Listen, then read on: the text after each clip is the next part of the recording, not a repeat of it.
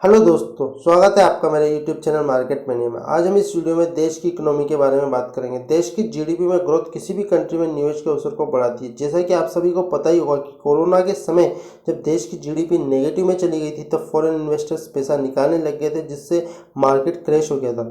तो आप समझ सकते हैं कि शेयर मार्केट पर देश की जीडीपी, देश की इकोनॉमी की ग्रोथ का कितना असर देखने को मिलता है।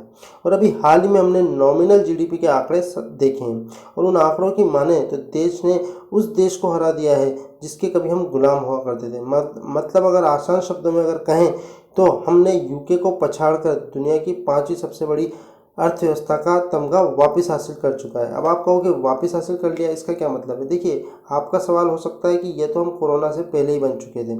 कोरोना से पहले हम पहले ही यूके को पछाड़ चुके थे और हम 5वीं अर्थव्यवस्था बन चुके थे। पर हुआ क्या कि कोरोना की वजह से हमारी इकोनॉमी नेगेटिव में चली गई, बहुत ज़्यादा नेगेटिव में चली गई, जिसके फलस्वरूप हम यूके से पिछड़कर छठे स्थान पर आ चुके थे।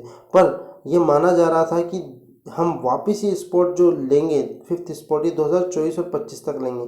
फिर हमने क्या हुआ, ऐसा क्या सिचुएशंस हुई जिनकी वजह से हमने 2 से 3 साल पहले ही ये स्पॉट वापस हासिल कर लिया। मतलब हमने 5th पोजीशन वापस हासिल कर ली। तो इसका कारण दोस्तों ये है कि जो रशिया यूक्रेन वार हुई और यूके में इन्फ्लेशन इतना ज़्यादा हो चुका है कि महज 2-3 साल में ही उसको हमने ओवरटेक कर लिया। मतलब अगर कहें तो यूके गवर्नमेंट के गलत डिसीजन और इंडियन गवर्नमेंट के सही डिसीजन के नतीजे के तौर पर हमें ये वक्त से पहले ही होते हुए देखने को मिला है कि इंडिया वापस 5th पोजीशन पर दिखाई दे रहा है।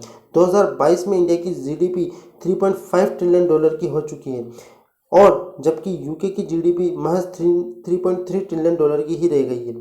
यूएसए की जीडीपी की बात की जाए तो इंडिया पूरे वर्ल्ड में आज की डेट में सबसे ज़्यादा जो टॉप पोजीशन पर है वो यूएस है और उसकी डॉलर की अगर बात की जाए तो $26 ट्रिलियन की इकोनॉमी के साथ यूएसए टॉप पोजीशन पर बरकरार है। वहीं बात की जाए चाइना की तो चाइना $22 ट्रिलियन की इकोनॉमी के साथ दूसरे स्थान पर है। जापान की बात करें तो जापान $5.3 ट्रिलियन की इकोनॉमी के साथ तीसरे स्थान पर और जर्मनी $4.5 ट्रिलियन की इकोनॉमी के साथ चौथे पायदान पर काबिज है। अभी हाल ही में एसबीआई की रिपोर्ट में यह कहा गया है कि 2027 तक इंडिया जर्मनी को बीट करके 4th पोजीशन हासिल कर लेगा और 2029 तक जापान को बीट करके तीसरे पायदान पर आ जाएंगे और 2047 तक हम दुनिया की दूसरी सबसे बड़ी इकोनॉमी बनकर उभरने वाले हैं। मतलब उस समय चाइना नंबर 1 पोजीशन पर होगा और इंडिया दूसरे नंबर पर होगा और अमेरिका तीसरे नंबर की पोजीशन पर होगा। मतलब ये मैं बात कर रहा हूँ 2047 तक। अगर सब कुछ सही चलता है और नॉर्मल रहता है और इंडिया की जीडीपी इसी तरह से ग्रो करती रहती है तब जाके हम ये तमगा हासिल कर पाएंगे। पर अभी इसमें थोड़ा समय और लगने वाला है क्योंकि चाइना और यूएसए अभी हमसे बहुत आगे हैं और फ्यूचर में ग्लोबली हम किस तरह परफॉर्म करते हैं एज ए कंट्री, उस पर बहुत कुछ निर्भर करेगा।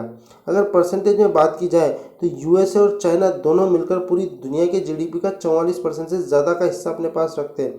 मतलब इससे आप समझ सकते हैं कि इन दोनों का प्रभाव पूरी दुनिया पर कितना ज़्यादा है। पर ऐसा माना जा रहा है कि चाइना 2030 तक यूएसए को पछाड़कर दुनिया की नंबर 1 इकोनॉमी बन जाएगा और उसे काउंटर करने के लिए यूएसए को अगर किसी देश की सबसे ज़्यादा ज़रूरत है तो वो है इंडिया, क्योंकि इंडिया से मिलकर ही यूएसए चाइना को काउंटर कर सकता है। क्योंकि उस वक्त तक इंडिया पूरी दुनिया में तीसरी सबसे बड़ी अर्थव्यवस्था बनकर उभरेगा। तो तीसरी और दूसरी अर्थव्यवस्था मिलकर ही पहली अर्थव्यवस्था को कड़ी टक्कर देंगे। मतलब 2030 तक जहाँ चाइना फर्स्ट पोजीशन पर आ जाएगा तो यूएसए और इंडिया मिलकर ही चाइना को कड़ी टक्कर दे सकते हैं। किसी एक के बस की नहीं है चाइना से टक्कर ले पाना।